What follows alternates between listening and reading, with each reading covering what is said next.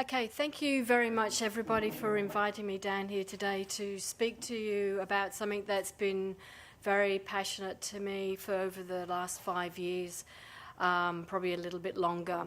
As you said, we work at Nepean Cancer Care out in the West, and this has been a holistic approach to treating our brain cancer patients. So today we're going to briefly tell you a little bit about what an occupational therapist does and put it into perspective for you in a case study. We're also going to talk a little bit about what we've achieved throughout the 5-6 years that we've been doing this project. And as I said, Jackie will then be talking about one of our patients that we've seen throughout their journey at Nepean Cancer Care. So first of all, I guess I need to explain what an occupational therapist does. So I'm just wondering, does anyone seen an occupational therapist throughout their journey or spoken to? Oh, great, that's positive. So when people ask me over the years, what does an occupational therapist do? I either sit down and talk to them for about 2 to 5 hours, or I give them the quick version. We try and help to improve your independence, whether that be functional or occupational. But in the eyes of the OT Association, an occupational therapist is client-centred. We are concerned with promoting health and well-being through your occupations, whatever that may be, whether it's working, caring for family members, or just basically getting up in the mornings and doing your daily tasks. So we do this by working with people and communities to enhance their ability to engage in the occupations they want to do, they need to do, and are expected to do throughout their life. So I guess we don't just look at one part of a person's plan, we look at it holistically, how you interact with what you're doing. So a little bit later, Jackie will talk about that and put that more into perspective. But I wanted to take the opportunity just to talk to you briefly about what we have been doing over the 5 years.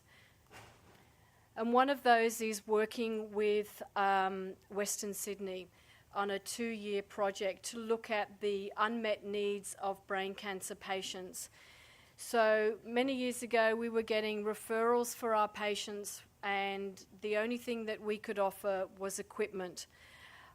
Which I believe that we could do a little bit more for. So we asked patients, we asked the carers what it is that they actually wanted from us. So that project, as I said, went for 2 years, and all the patients were selected from Nepean Cancer Care. And there was 4 overarching themes that came to it, was that they wanted to be more focused on the occupational intervention. They needed to know a little bit more about what the occupational therapist did, because unfortunately, like a lot of people, they were unaware of what we did. They wanted follow-up from post-acute. So what was happening, patients were coming in, they were having their surgery, and they were being lost to the system. So there was no follow-up in the cancer centre. They needed obviously more education about what we did, but not only from a patient perspective, but from a service perspective as well, and the need for more of a multidisciplinary approach to their patient care needs.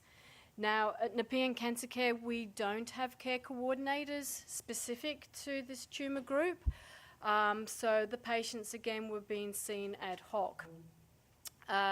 So we did a file audit of all the patients that came through and found that only 16% of the patients that were diagnosed with a brain cancer were being diagnosed to any allied health staff, let alone occupational therapist.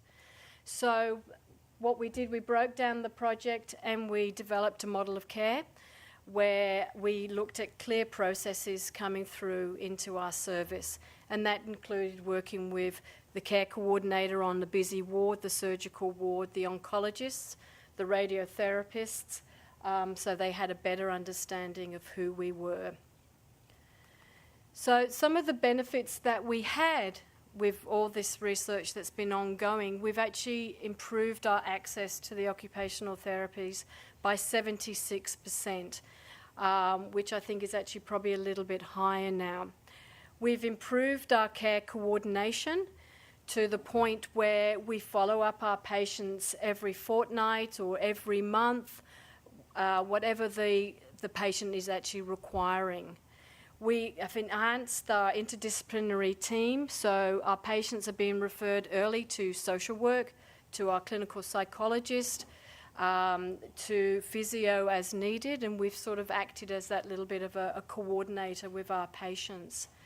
We've improved our awareness of our service, so we've taken what we've learnt and presented at different conferences. We've engaged now with the Cancer Institute, which has been a bonus for us. We've put Nepean Cancer Care, I think, on the map a little bit more. And most importantly, we've actually improved the quality of life for our patients.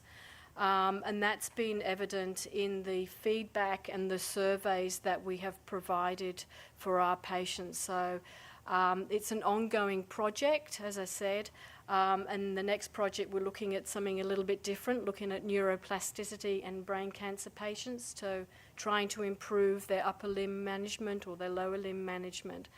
So that's a little bit about what we've actually been doing at Nepean Cancer Care from an occupational therapy perspective. And now we're going to put it more into a case study so you get more of an idea of what we actually do and what we can actually provide. So I will give you Jackie, and Jackie will talk to you a little bit.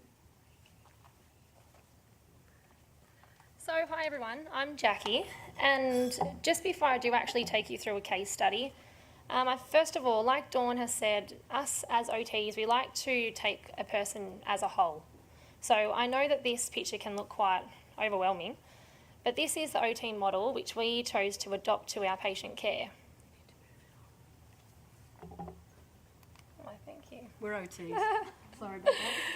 So this can be quite overwhelming, but this is the model that we have chosen. And it takes into account all of the factors which make up a person, and it makes each person unique. And this will become a little bit more evident, this holistic approach, a bit more evident in the case study which I will take you through. So now I'd like to speak to you about a lovely lady that Dawn and I had the pleasure to work with. Herself and her husband were an absolute inspiration, and they really influenced our overall project and our service design. And we will call her Mrs. C.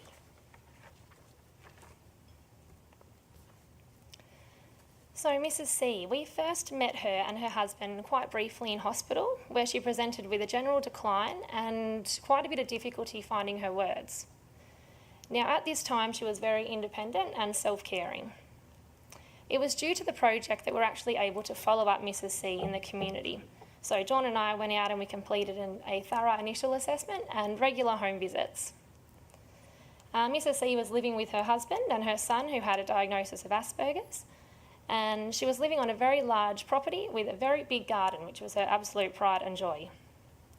She had two other daughters, one of which was living overseas, and another daughter who she was living close by, but she had quite a bit of difficulty coping with the whole situation, so she tended to keep her distance from mum.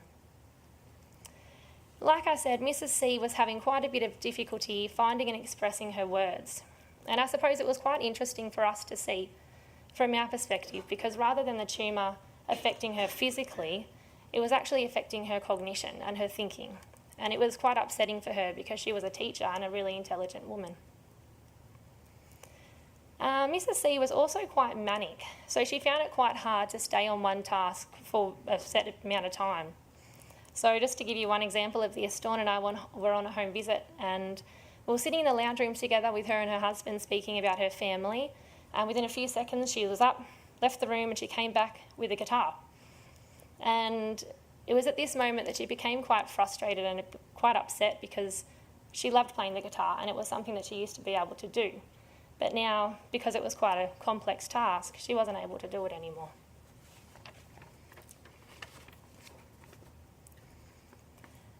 So in terms of what we actually implemented in this case, we completed quite a bit of education, so focusing on what she could do rather than what she couldn't do. We did quite a lot of goal setting around that too. Due to her impulsiveness, we were able to make some recommendations for some home modifications to increase her safety around her house. And we kept in regular contact with her and her husband throughout her whole journey. So now if we fast forward about 2 months, she represented into hospital with having some falls at home. And I suppose the benefit of this project was really highlighted then because we were able to avoid a whole crisis situation. When she came into hospital, we were aware of her situation, we knew who she was, we knew what she needed, we knew what her goals were, and it made it a much faster process. So while she was in hospital, we worked very closely as a team to get her to a functional level where her husband was able to manage her at home. We set her up with appropriate equipment, including a hospital bed, and we involved appropriate services to increase the husband's support at home. It was through this fast working and team approach that Mrs. C was actually able to return home with her husband and her son, where she sadly passed away. And this is where she wanted to be. So in terms of the outcomes for this particular lady and her family, we received all positive feedback from the patient's husband, and he was so grateful for the support that we provided to him, obviously to the patient, and also their son at home. We established a really strong rapport with the patient and her family, and funnily enough, Dawn and I actually ran into her husband this week in the car park, and so we were able to catch up and say hello, which was really nice. Another benefit of this project was that it allowed continuity of care throughout the patient's whole journey.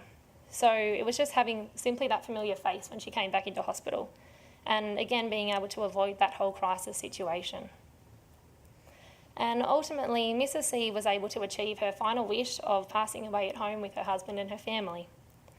And it's this goal attainment which makes this entire project so meaningful and successful, I suppose. Because having one person at least achieve their goal, it's why we do what we do. And we hope that we can continue to work with more and more patients to help people achieve their goals, whatever they may be.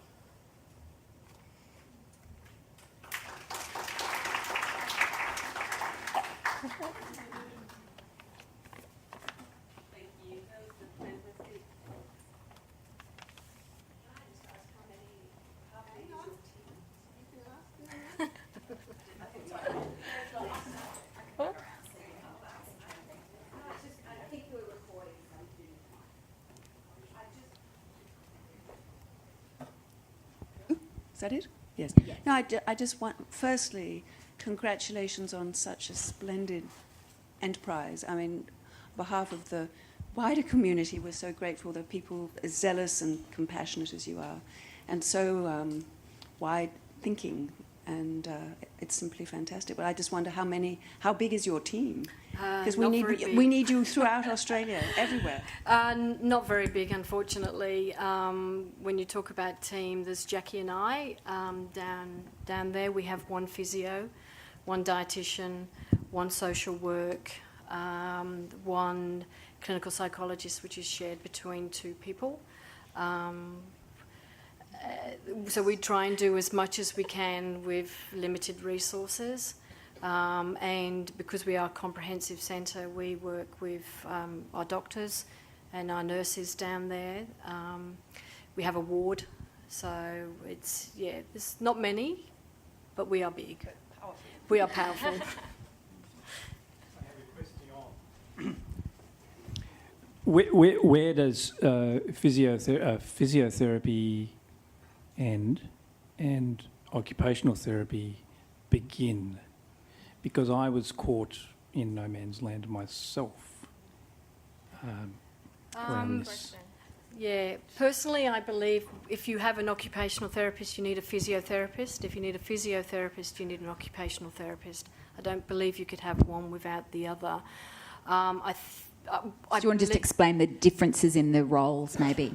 Sure. Look, I mean, there's enough overlap because of the limited team members down there. So our scope is huge. We could say physio is from the belly button down and OT is from the belly button up. But in saying that, our physio doesn't do home visits, so we will double up and come back and report back to the physio and say, are we doing the right thing? So we should complement each other. So a physio can walk someone to the lift, but we need to be able to get them to press the button. That's a simplistic way of looking at it, but I think people forget about that. So I was in a situation where the physios said that it was an OT issue when the OT people said it was a physio issue.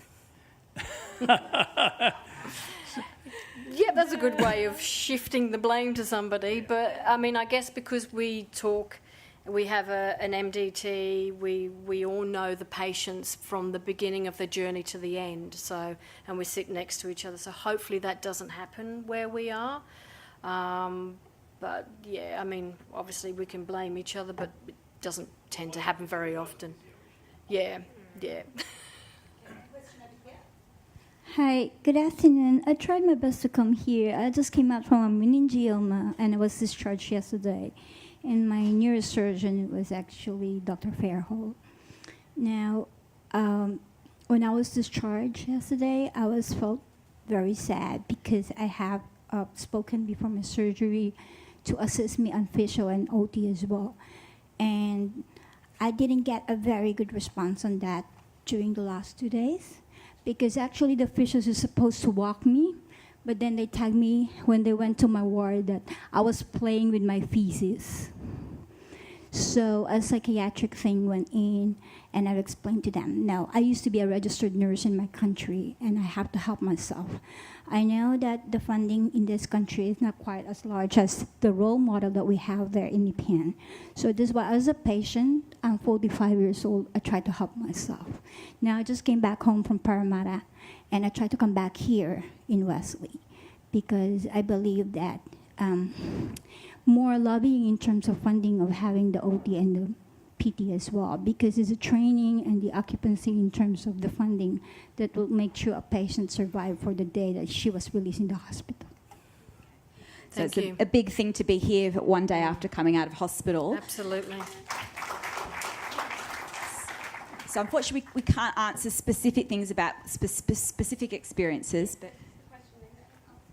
With your physio, is it geared to brain tumours? Because when I went to the physio, they didn't have an idea what to give me. I can't answer for the physio, but I was put in with people who had hip replacements and everything else like that. yeah. So it wasn't geared to a brain tumour. No. On our ward, we have a specific ward. There's a neuro ward, so they would see the physio and the occupational therapist, and that's what this project's about, to then try and guide that intervention that you're having into the cancer centre. So, yeah, they have an understanding of neuro. Yeah, absolutely. I would say that if you leave hospital without being offered these services, don't be afraid to join or be recommended by a palliative care specialist, because they're the ones that will follow you up after being released from hospital.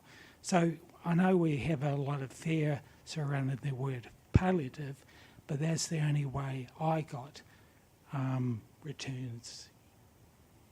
Yes, so palliative care do have lots of links to allied health. Did you need something very quick in answer to that, or?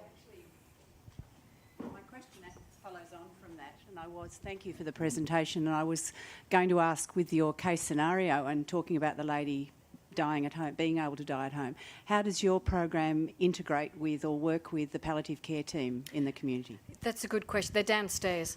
So we're comprehensive, so they're just downstairs. So we actually were able, particularly with this patient and quite a lot of our patients, to actually link them in earlier with palliative care and say, look, this patient's coming up, this is what we need to do, we've been out, this is what they're looking for, and then they've gone out and provided their services as needed. Absolutely. Yeah, so we're very close at Cancer Care. Just quickly, how do people access your program? Like, do they have to be at a certain hospital, or like we're in the very early sort of treatment stages still? So Yeah, look, we try and get in as early as possible, but you need to be known to either our radiotherapy, you need to be known to cancer care. So, no, it's because that's another thing that's come up with this project is that all brain cancer patients now get blanket referral. Whether you need us or not, we will ring, we will hassle you and explain who we are. So, and the only referral you need is that you need to be known at Nepean Cancer Care. That's it. Yeah. Does anyone know where the second microphone is? Ah, great. So we'll just give that back to you. So just a quick question for you both. So New South Wales Cancer Council did some fantastic work a number of years ago showing that it was the most expensive to be a brain tumour patient in terms of combination of direct costs and indirect costs like stopping work and carers stopping work. So out of pocket, on average, a brain tumour patient spent far more money than any, or lost money compared to any other. And I'm just wondering about sort of home equipment.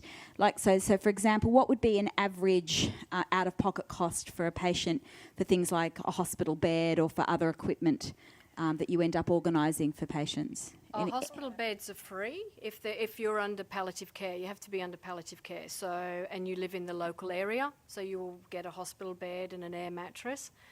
If you're hiring equipment through us, I always put our patients under palliative regardless of who they are, and that's $60, and that $60 is for as much equipment as you wish. For 3 months, but then it can get extended again for 6 months. If you need it longer, then obviously you would go to something called a NABLE and we could set you up with that. If there's any hardship involved and you can't afford the equipment, then there is a hardship waiver as well. So we try to keep our costs down to a minimum. No, $60 for 3 months. And as much equipment as you need. But if you're under the palliative care and you live in our local area, we provide you with a hospital bed. Yeah, thank you so much. It was fantastic.